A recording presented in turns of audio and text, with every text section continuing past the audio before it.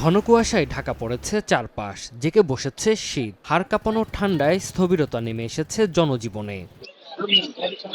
হিমেল হাওয়া ও কনকনে বাতাসে কাঁপছে উত্তরের জনপদ। তাপমাত্রার পারদ নেমেছে ৯ ডিগ্রির ঘরে। ভোর থেকে ঝরছে কুয়াশা, সেই সঙ্গে বৃষ্টির মতো পড়ছে শিশির। দেশে আজ সর্বনিম্ন তাপমাত্রা ৯ ডিগ্রি সেলসিয়াস রেকর্ড করা হয়েছে রাজশাহী, পাবনার ঈশ্বরদী ও নওগাঁর বদলগাছীতে।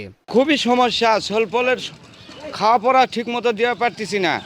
এইরকম কুয়াশা হলে কি করব আমরা? ভোরবেলা বাড়া হয়েছে, কোনো কাজ কাম নেই, মানে হাত পা চলিচ্ছে না, হেভি ঠান্ডা। সপ্তাহ ধরে চলা বৈরী আবহাওয়ায় চরম বিপাকে খেটে খাওয়া নিম্ন আয়ের মানুষ। আয় কমেছে রিকশা ও ভ্যান চালকদের। প্রয়োজন ছাড়া ঘর থেকে বের হচ্ছেন না সাধারণ মানুষ। এছাড়া তীব্র ঠান্ডায় ব্যাহত হচ্ছে বড় আবাদও। চলাফেরা খুব কষ্ট করতে হয়, শীতের অনেক কাপড় পরছি তারপরও শীত করে। কনকনে ঠান্ডায় হাসপাতালে বাড়ছে ঠান্ডাজনিত রোগীর সংখ্যা। শয্যার তুলনায় ৩ গুণ রোগী ভর্তি আছেন হাসপাতালে। সবচেয়ে বেশি আক্রান্ত হচ্ছেন শিশু ও বৃদ্ধরা। বাচ্চারা মাসে বাসায় একটা নোংরা জিনিস গালাই দিল, ওখান থেকে আবার ডায়রিয়া হয়ে যেতে পারে, এটাই স্বাভাবিক। কিন্তু বেড থাকলে, তোরা উপরে থাকলে বাচ্চারার সমস্যা হয় না।